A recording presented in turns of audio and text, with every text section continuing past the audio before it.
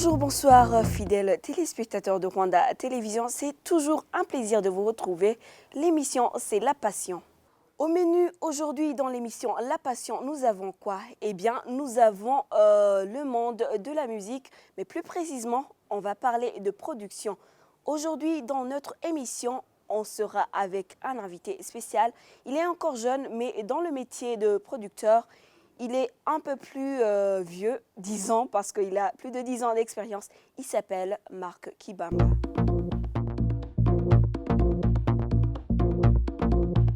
Oui, bonjour Marc. Ma première question, j'aimerais savoir un peu, parle-nous un peu de tes débuts dans le monde de la musique, surtout de la production. En tout cas, comme je te l'ai dit, c'est toute une histoire. On pourrait même en faire un film. Je n'avais aucune idée que ça allait m'amener là où je suis maintenant. Euh, tout a commencé en 2005, là où je venais tout justement fraîchement d'avoir mon diplôme des écoles secondaires. Et puis, par après, je me suis retrouvé dans un circuit où je devais fréquenter des studios. Tout a commencé avec un artiste qui s'appelle DJ7 qui m'a un jour appelé à jouer dans une de ses chansons. D'ailleurs, une des chansons qu'il a promu, qui a fait que sa carrière commence, quoi. Et puis par après, le producteur, à l'époque, il s'appelait Bochum. Et puis il a été intéressé voir comment est-ce que je jouais. Et puis tout après, l'histoire a commencé là. Je me suis accroché. Je me dis que les studios, c'est comme ça que ça marchait. Et par après, à force de fréquenter les studios, à force de jouer pour les producteurs, je me suis dit pourquoi ne pas commencer à devenir producteur, parce que je me sentais que j'avais beaucoup à donner. Bah, pas seulement que je devais jouer pour les autres. J'étais jeune, j'étais passionné, comme le nom de votre émission. J'ai bouillonné, et puis Ok. je me suis senti que je devais donner beaucoup plus, non pas seulement en tant que musicien de studio, mais en tant que producteur. Et c'est alors que par après que j'ai connu un autre producteur qui s'appelle Bachir. Il a vu ce feu à moi qui bouillonnait. Il a dit, mon petit, là, faut que je te donne quelques cours. Parce D'accord. que je vois que tu as vraiment cette passion, tu sais jouer. Je vois même que tu peux faire plus. Alors il m'a accordé une formation professionnelle D'accord. dans un studio. À l'époque, ça s'appelait Tanganyika Studio. C'est l'un des grands studios du Grand Lac, avec du matériel high-tech. Ok. Moi-même, j'allais dans les studios, je me retrouvais au paradis. Et puis, il m'a accordé cette formation professionnelle, en tout cas, j'ai dit merci à Bachir. Ok. Et puis, ce feu a continué à bouillonner à moi.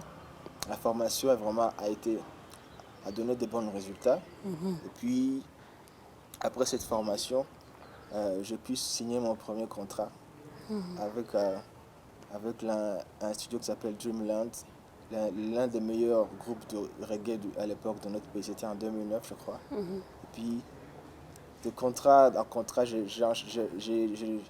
suis passé de Dreamland à Afro Music, l'un des, en tout cas, qui est encore maintenant l'un des plus grands studios du pays. Et voilà, du simple musicien à producteur, voilà comment l'histoire en bref qui s'est passée. Ok. On a entendu dire, ça fait presque 11 ans aujourd'hui que vous exercez le métier de producteur. Depuis l'époque où vous avez commencé, qu'est-ce qui a été amélioré? Pour vous, qu'est-ce qui doit ou bien qu'est-ce qui devrait être amélioré? En tout cas, je dirais depuis 2005. Bien sûr, les débuts ne sont pas toujours faciles. Donc, je n'avais aucune idée de comment ça allait se passer. Je devais des fois me documenter moi-même. Je devais faire mes premiers mix qui n'étaient pas terribles à l'époque. Mais comme tu le dis, qu'est-ce qui m'a motivé? J'ai travaillé pour pas mal de groupes et puis le succès de leur travail pu me donner plus de courage. Par exemple, le Seraphim Song, le groupe Seraphim Song, j'ai travaillé avec eux.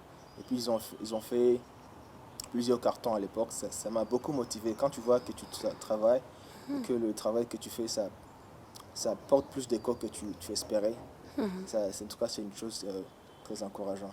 Une chose à améliorer, je dirais que j'ai beaucoup plus, c'est la visibilité, quoi. Parce qu'on travaille pas pour nous-mêmes, on ne travaille pas pour que les chansons restent dans le studio.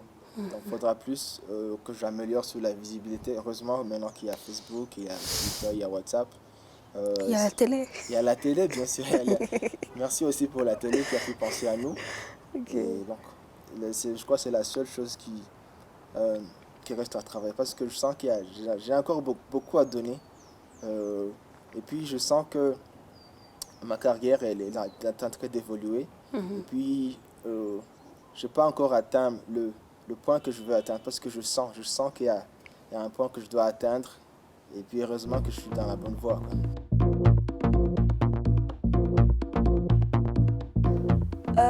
Marc, j'aimerais savoir, j'espère que ce n'est pas un secret, mais pour avoir le résultat dans votre travail, est-ce qu'on peut savoir quelle est votre motivation de tous les jours? Ouais, en tant que producteur, c'est toujours la passion. J'aime la musique, j'aime surtout la bonne musique, j'aime la perfection. C'est ça qui me motive. Chaque fois que je travaille, je me dis que ce travail, je dois le faire à la perfection parce que comme je te le dis, ça ne doit pas s'arrêter seulement sur l'Afrique.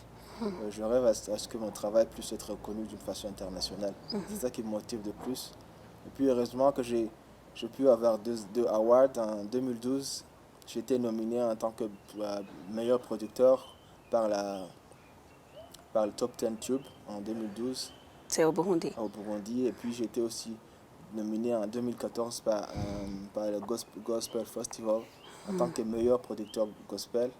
Et puis ça, ce sont des choses qui te motivent quand tu bosses déjà, que tu as des awards et que tu t'attends aussi à avoir d'autres awards comme peut-être un MTV Award, pourquoi pas? Pourquoi pas Sony Music Award? Ouais, Grammy, Grammy Award, ouais. Il y a plusieurs sortes de producteurs. Il y a des producteurs de films, il y a des producteurs de télé-réalité. Donc, dans le monde de musique, qu'est-ce qui est vraiment le plus gratifiant pour un producteur de musique? Le plus gratifiant, surtout, pour moi, c'est quand tu as une chanson. C'est comme tu vas voir un enfant naître et le voir grandir, qu'il devient quelque chose un ministre, quelqu'un de plus important.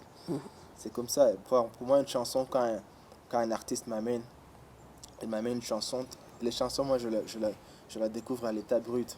À l'état brut, et puis je l'imagine, et puis je la conçois, et puis on la construit ensemble, voir que, voilà, à la fin de la chanson, qu'on a une chose, comme une personne qui a grandi, qui a tout son diplôme, qui a atteint la maturité. C'est ça qui est plus gratifiant pour moi, quand tu conçois une chose et que tu arrives à le mettre à terme.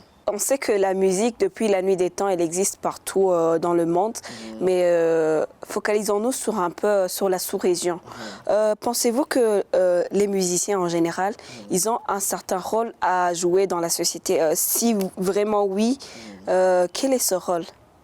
En tout cas, pour moi, les musiciens, les artistes, ils sont à côté des ministres pour moi. Ça fait partie des personnalités les plus influentes de la société. Pourquoi? Ouais, parce qu'un artiste, même actuellement, il y a certains politiciens, entre guillemets, qui ont découvert ce truc. Ils sont toujours à côté des musiciens. Pour faire la propagande, il y a toujours des musiciens. Pour faire la fête, il y a toujours des musiciens. Pour un anniversaire, il y a toujours un musicien. Donc, ils sont présents dans tous les fêtes de la société. Et puis, on se rend compte même que la musique, actuellement, c'est l'un des moyens les plus utilisés pour influencer, pour dicter des tendances. Que tu le veux ou non, les États-Unis nous ont colonisés. Pour faire passer un message, quoi. Passer un message, qu'il soit positif ou négatif, malheureusement. Et je vais ajouter une petite question. Personnellement, pour toi, c'est quoi être passionné? Être passionné, c'est... en tout cas, c'est être amoureux. Se battre pour que cette chose puisse être à terme, quoi. Puisse avoir vie, quoi. C'est ça une passion pour moi. Ok, merci Marc pour nous avoir accordé ce temps. Merci beaucoup Alex. Voilà, on était avec un producteur de musique, donc si vous voulez produire de la bonne musique, n'hésitez pas à le contacter. Merci à vous tous qui nous avez regardé sur Rwanda Télévision. On se retrouve la semaine prochaine pour un nouveau numéro de La Passion.